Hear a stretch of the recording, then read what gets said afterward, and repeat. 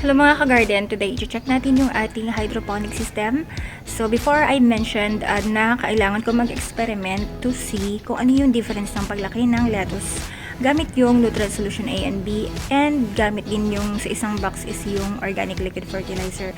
So it's been 4 days and we will check kung ano nga ba yung pagkakaiba ng pagtubo ng dalawa.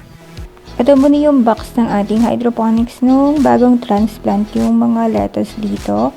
And now, titignan natin yung after 4 days. Dalawa pong boxes yung ginawa natin.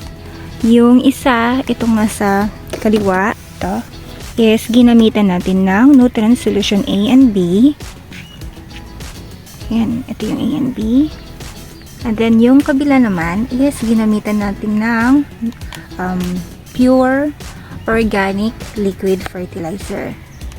So, medyo makikita na yung difference sa paglaki nila. As expected, mas malalaki yung tubo nitong, ito, tingnan natin to. So, mas malalaki yung tubo nitong,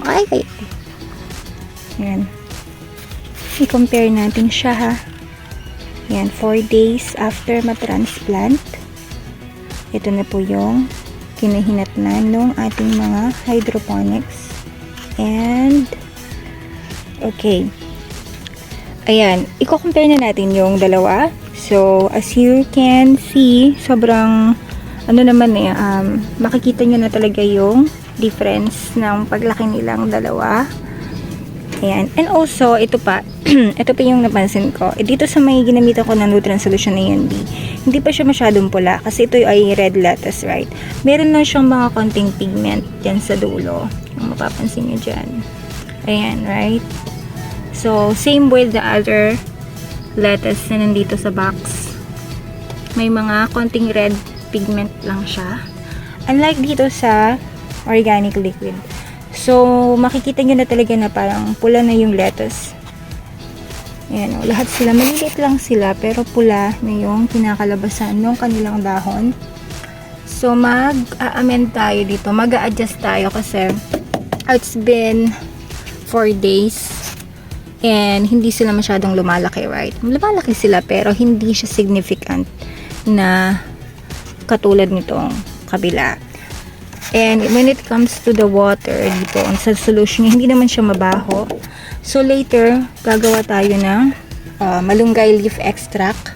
And then ilalagay natin siya dito. And i-observe na naman natin siya kung paano siya lalaki if we add yung nitrogen dito sa organic liquid fertilizer styro box. Gumawa na tayo ng malunggay leaf extract and ilalagay natin siya doon sa ating organic liquid hydroponics box. So ito yung box natin for the organic liquid fertilizer only.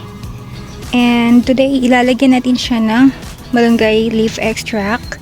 Kasi nga, I believe na kailangan nila ng nitrogen para yung dahon nila ay lumago. So, after this, we will observe it again. Para malaman natin kung lalaki sila ng kapareho dito sa kabila. Mimix lang natin siya ng maayos. Para kumalat yung leaf extract.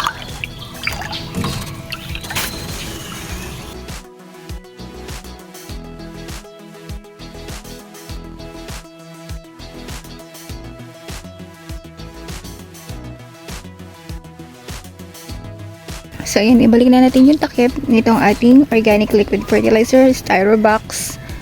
So, observe na naman natin siya after maybe 5 days. So, check natin every 5 days or 3 days siguro, check natin kung mayroong pagkakaiba dun sa paglaki niya, kung makakahabol ba siya dito sa isa na ginamitan natin ng Nutrient Solution A and B.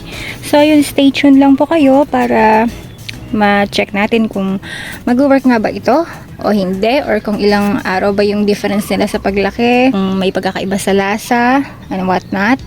So ayun, mag-upload po ako ulit ng mga kasunod na video regarding sa ating experiment. Ayan, thank you for watching and happy gardening, guys.